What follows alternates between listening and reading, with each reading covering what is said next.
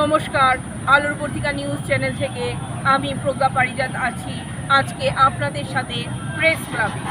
এখন প্রেস ক্লাবে লোকের লোকারণ্য, কারণ সবাই বিশ্ব পরিবেশ দিবস নিয়ে বা পরিবেশ সচেতনতা দেখানোর জন্য বা কনফারেন্স করার জন্য প্রেস ক্লাবে সবাই উপস্থিত হয়েছেন এবং একটার পর একটা প্রোগ্রাম চলছে, যেটা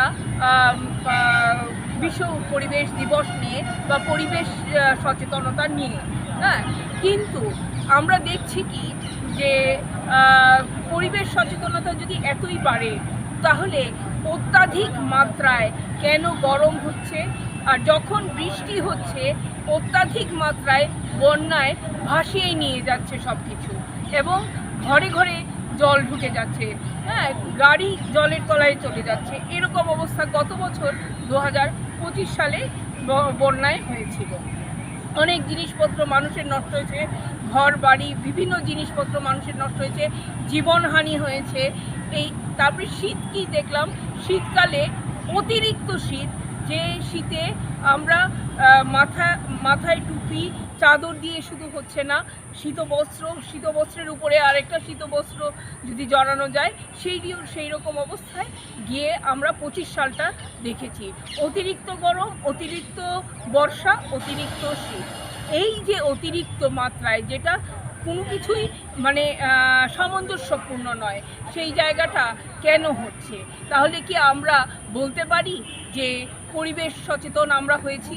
আমি নিজে রবীন্দ্রভারতী ইউনিভার্সিটি থেকে পরিবেশবিদ্যায় আমি মাস্টার্স করেছি এবং একটা স্কুলের সঙ্গে যুক্ত ছিলাম পরিবেশবিদ্যার টিচার হিসেবে।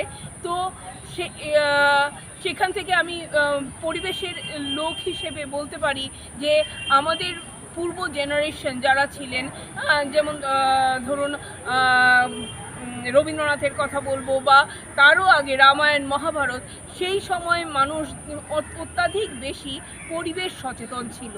এখন উন্নয়ন হচ্ছে ঠিকই, হ্যাঁ, কিন্তু পরিবেশ সচেতনতা বাড়ছে না বলেই অত্যাধিক মাত্রায় সব যাচ্ছে এবং সভ্যতা ধ্বংসের দিকে এগিয়ে যাচ্ছে বলে আমি বিশ্বাস করি।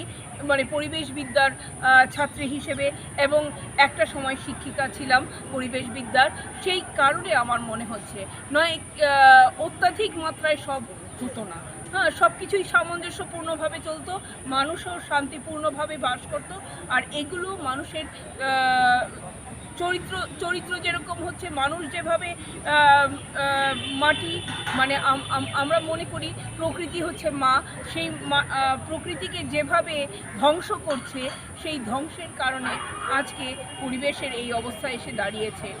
আমরা বলি এটাকে উন্নয়ন, আমরা বলি আমরা শিক্ষিত সমাজ, আমরা বলি আমরা বিশ্বের সর্বশ্রেষ্ঠ শিক্ষিত উন্নত মানুষ, কিন্তু দেখা যাচ্ছে পরিবেশের এই অবস্থা।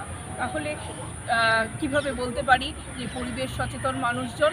তার থেকে তো আগের মানুষজনই বেশি ভালো ছিল, তারা বেশি সচেতন ছিল।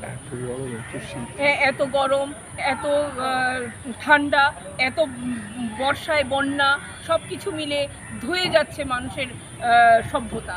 তাহলে পরিবেশ সচেতনতা হচ্ছে না। প্রেস ক্লাবে এসে আমরা কনফারেন্স হলে কনফারেন্স করছি, বিভিন্ন বক্তব্য রাখছি, একটার পর একটা অনুষ্ঠান করে চলছি, কিন্তু তাতেও পরিবেশ সচেতনতা হচ্ছে না। পরিবেশ সচেতনতা মানুষের অন্তর থেকে আসতে হবে, মানুষের চরিত্র গঠন থেকে সচেতনতা আসে। চরিত্র গঠনটা আগে। শুধু টাকা কামাবো, মুনাফা করব, হ্যাঁ, পরিবেশের দিকে তাকাবো না, বাড়ির লোকেদের দিকে তাকাবো না, এই করতে করতে এই নিউক্লিয়ার সমাজে দাঁড়িয়ে পরিবেশের দিকেও মানুষ তাকায় না, নিজের দিকেও তাকায় না, শুধু টাকার দিকে তাকিয়ে থাকে। এতে দেখা যায় কি সবটাই নষ্ট হয়ে যাচ্ছে।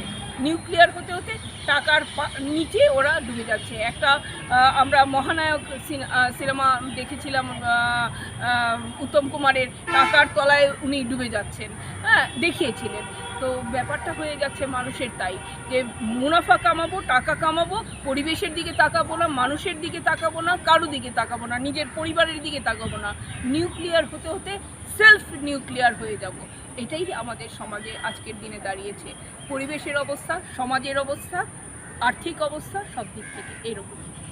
নমস্কার, ধন্যবাদ, ভালোবাসা আপনাদের সবাইকে। প্রেস ক্লাব থেকে প্রজ্ঞা পারিজাত এবং কবি কৌশিক গাঙ্গুলি আছি আপনাদের সাথে। বিশ্ব পরিবেশ দিবস উপলক্ষে কনফারেন্স হচ্ছে, সেই কনফারেন্স কভার